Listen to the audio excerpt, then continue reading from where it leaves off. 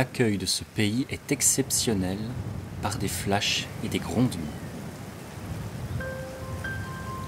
La baie de Somme et sa petite sœur, la baie d'Authie, sont toutes deux sauvages avec des paysages à couper le souffle. À toute heure, les couleurs changent.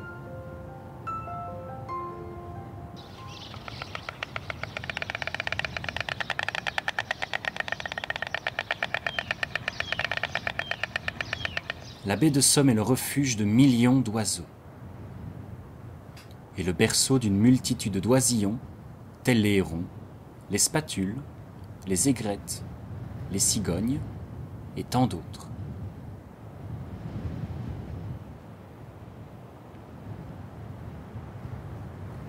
C'est la saison de la confection des nids. On en profite pour piquer du matériel aux voisins et s'accoupler.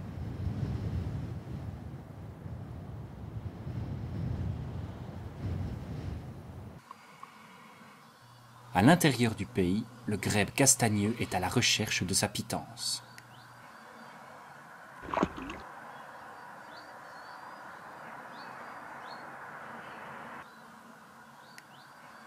C'est un endroit où la vie s'écoule paisiblement.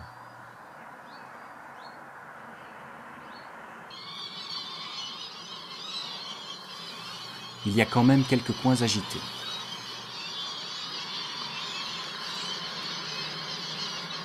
Et la capture d'une proie par le busard des roseaux de temps en temps.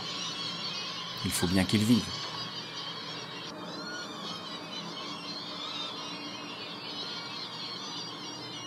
Ici, on constate que la promiscuité n'est pas un problème. Les exercices de vol sont réguliers pour les canards, puis c'est au tour des vanneaux huppés et du cormoran.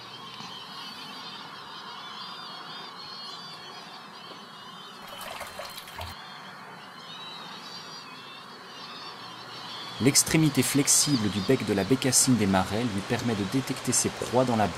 Insectes, mollusques, crustacés, elle picore aussi les végétaux.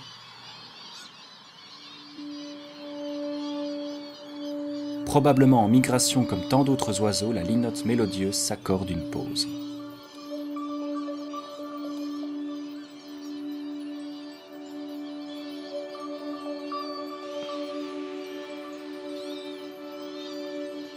Le canard siffleur est principalement brouteur de végétation aquatique et terrestre. La sarcelle d'hiver, grandement nocturne, fut un temps domestiquée par les Romains. Sans savoir pourquoi, nouvel envol de tous les oiseaux. Ces envols n'ont aucun effet sur la gallinule et son jeune qui picorent des graines, des mollusques et des racines de plantes aquatiques. Elle vit 12 à 15 ans à l'état sauvage.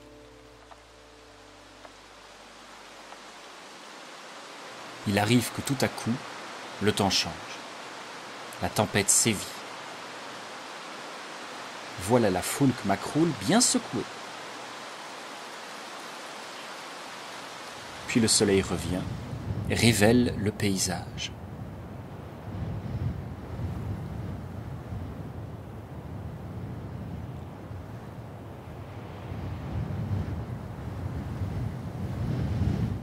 En soirée, les luminosités sont hypnotisantes.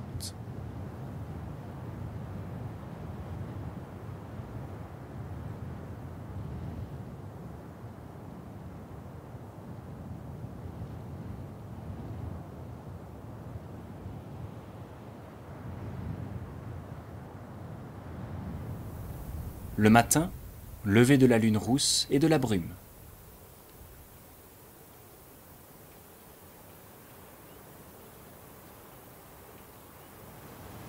Le soleil apparaît sur la baie d'Authie. Elle se trouve au nord de la baie de Somme et est moins connue.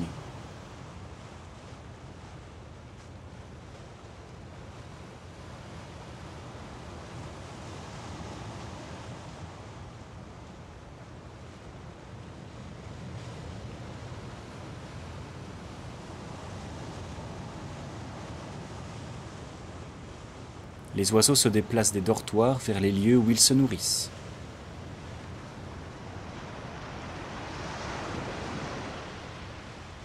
Par mer pleine et houleuse, les tourne-pierres à collier fouillent les digues. 2 fois par jour, la mer envahit les plages.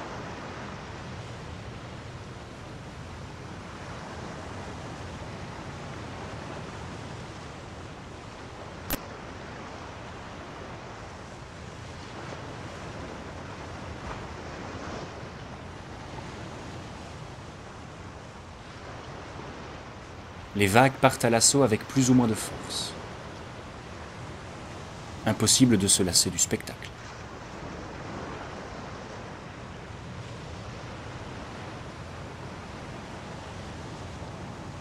Et puis l'eau se retire, et les oiseaux font le plein de petits mollusques, vers et coquillages.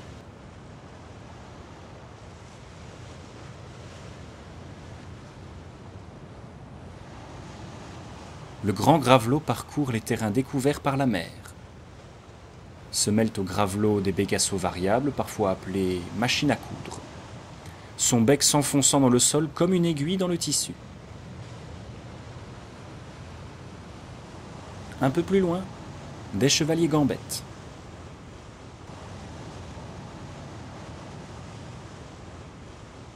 Sont rejetés sur les bords de mer des carapaces d'oursins appelés testes, des œufs de raies bouclés, un tas de coquillages et de crabes de toutes les tailles.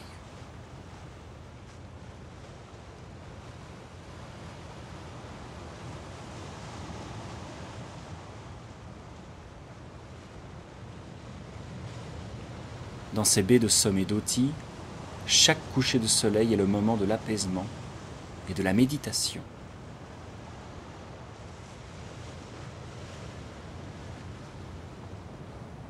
Lors de la marée basse, c'est l'occasion de voir les phoques. Il y a 2 espèces, le phoque gris et le veau marin. Le phoque gris est opportuniste.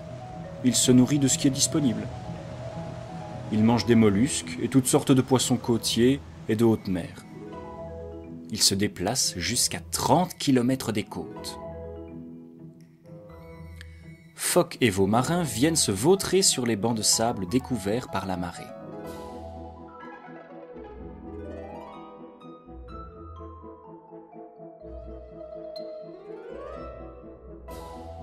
Ils se grattent, se jaugent, se houspillent, s'engueulent, se chassent.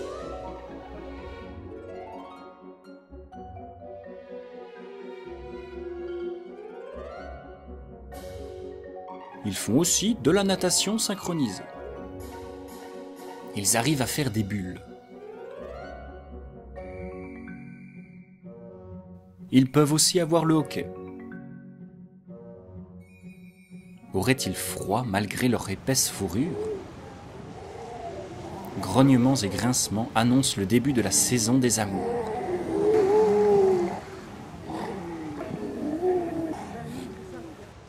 La baie d'Authie, très riche en poissons, est le spot idéal pour ces gros bébés gloutons.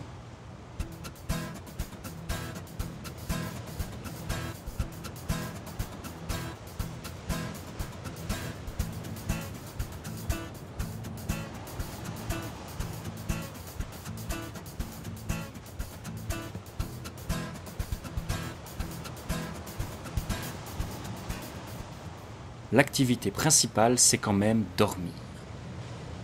Dormir. Dormir. Plusieurs heures de repos sont nécessaires avant d'affronter à nouveau la mer et ses dangers. Car il arrive qu'ils se prennent dans les filets de pêche. Et il arrive que les fils se resserrent sur leur cou.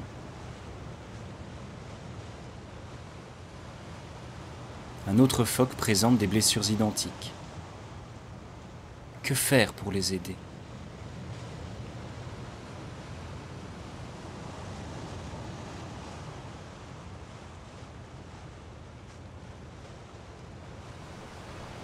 Et puis la pleine mer arrive à son apogée.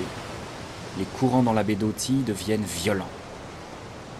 Je regarde un long moment les phoques s'accrocher à leur petit territoire. Ils finissent par être submergés et emportés.